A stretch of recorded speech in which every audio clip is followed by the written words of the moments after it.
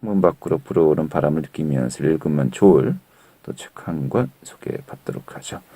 자, 월요일의 책갈피 오늘도 안정환 작가 자리했습니다. 어서 오시죠. 예, 안녕하세요. 네, 반갑습니다. 자, 이번 주 어떤 책 함께 할까요?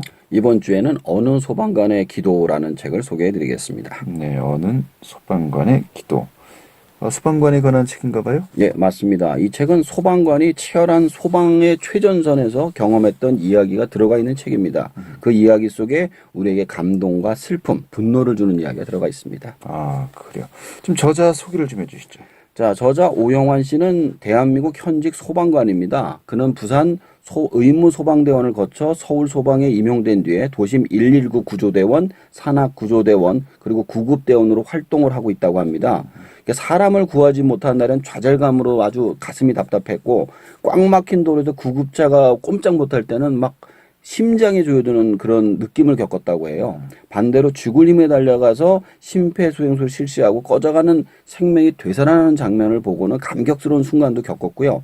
소방행정 자체의 문제점을 가장 많이 몸으로 겪었다고 합니다. 네. 그래서 소방관의 열악한 처우 때문에 상처받고 매년 현장에서 목숨을 잃는 선배들을 보면서 소방관에 관한 이야기들을 들려주고자 글을 쓰기 시작했고요. 한 편 한 편이 차곡차곡 모여서 이 책이 되었다고 합니다. 네, 요즘 또 문재인 정부 들어서 또 가장 중요한 문제 중에 하나가 일자리 창출이고요. 또 일자리 창출과 맞물려서 소방관들 충원 문제, 또 처우 개선, 어떤 국가직 공무원으로의 전환, 여러 가지 많은 또 논의들이 이루어지고 있지 않습니까? 예. 또 그런 상황과 맞물려서 또 실제로 현장에서 좀 어떤 그 업무들 또 어떻게를 생활하고 있는지 한번 살펴보는 것도 굉장히 또 의미 있는 그런 책이 아닌가 싶네요. 좀 어떤 이야기들이 주로 나옵니까? 가장 많이 나오는 이야기가 민원입니다. 소방관의 일상을 보면 하루에도 몇 번씩 출동벨이 울리면 달려가죠. 근데 중환자인 줄 알고 가보면 대개 코피가 나서 배가 아파서 신고한 이들은 걸어서 구급차에 탑승하는 경우가 많아요. 그러면 안 되잖아요. 그래서 설명을 하죠. 119 구급대는 응급상황에 배치되어 있으니까 응급 환자가 발생하게 되면 가야 되기 때문에 당신 같은 사람은 타면 안 된다. 이렇게 얘기를 해요. 그런데 이럴 경우 보통 얼굴을 막 붉히고 구급대원이 불친절하다고 민원을 넣는 겁니다. 그러면 경위서를 쓰거나 전화를 걸어서 잘못을 빌고 민원글을 삭제해달라고 부탁을 해야 된다는 거예요. 네. 그거를 10수년 근무한 오참 구급대원은 그 사람들한테 아무 말 하지 마라. 그냥 병원에 데려다 드려라. 네. 이렇게 얘기를 한다고 하네요. 그래요. 응급 상황을 고려한 인력과 또 차량 배치 아니겠습니까? 예. 지금 여기서 이야기했듯이 정말 응급 상황에 이 도움을 받지 못하는 분들은 이런 그 일반적으로 그냥 병원에 가시면 될 분들 때문에 그 도움을 받지 못할 가능성도 큰 것이고요. 자, 이런 부분들에 대해서 이야기를 하면은 불친절하다, 또 항의한다. 사실 좀 여러 가지로 우리가 좀 많이 좀 생각을 해봐야 될 것 같기도 하고요. 또 여러 가지 이야기들이 많이 나올 것 같네요. 예, 그 중에 제일 도다음으로 많이 나오는 게 장비와 인원에 관한 이야기가 많이 나옵니다.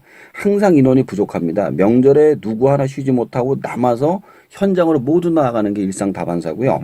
게다가 목숨을 걸고 부를 거야 하는 소방관의 가장 중요한 게 장비거든요. 네. 장비의 문제가 많습니다. 녹아버린 방화복하고 낡은 장비도 제때 교체할 수가 없고 부상을 당하거나 공무 수행장에 접촉사고가 나도 소방관 자비로 충당하는 경우가 많습니다. 네. 그걸로 끝나는 게 아니에요. 육체와 정신도 많이 다치는데 그 이유가 늘 처참한 현장을 봐야 되니까 외상 후 스트레스 장애나 우울증 등 각종 장애나 질병에 노출되는 빈도가 일반인보다 10배가량 높습니다. 네.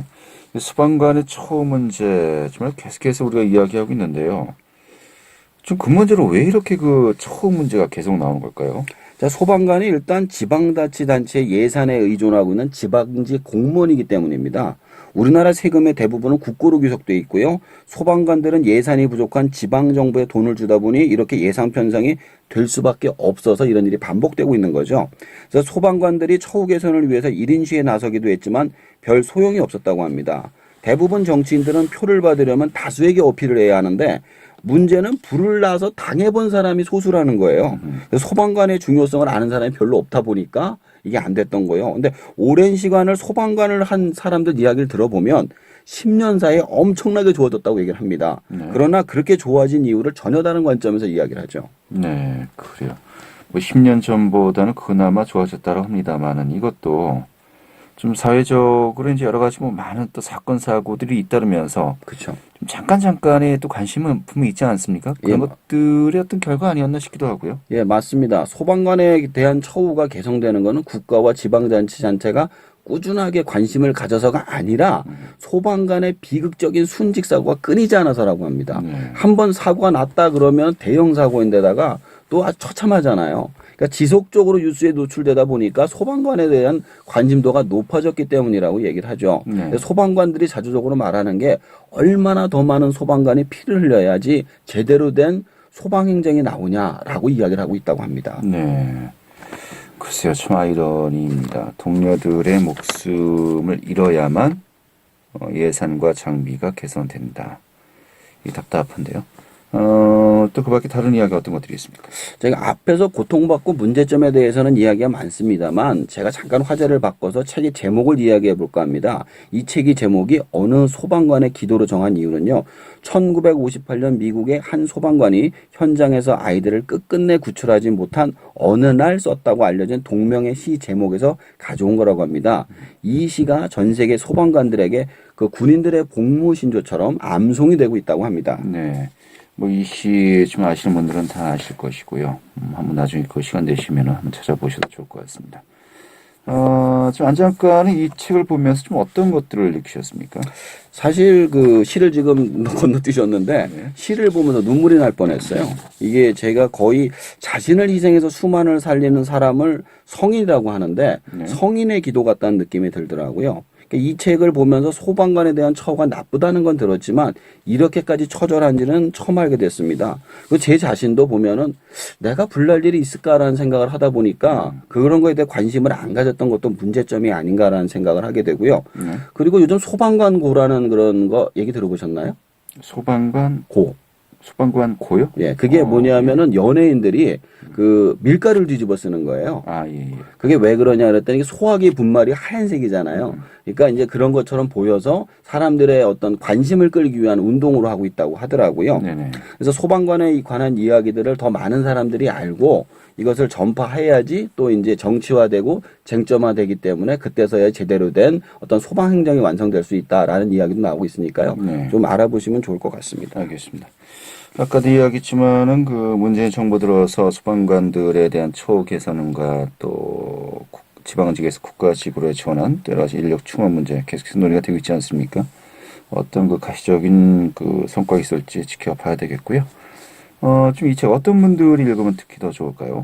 저는 전 국민이 다 읽었으면 좋겠습니다. 이렇게 모든 분들이 읽어보시고 소방관에 대한 이런 문제점들을 직접 몸으로 겪는 얘기를 간접 체험을 하셔가지고 아셨으면 좋겠습니다. 네, 알겠습니다. 오늘 잘 들었습니다. 고맙습니다. 네, 감사합니다. 안정환 작가였습니다.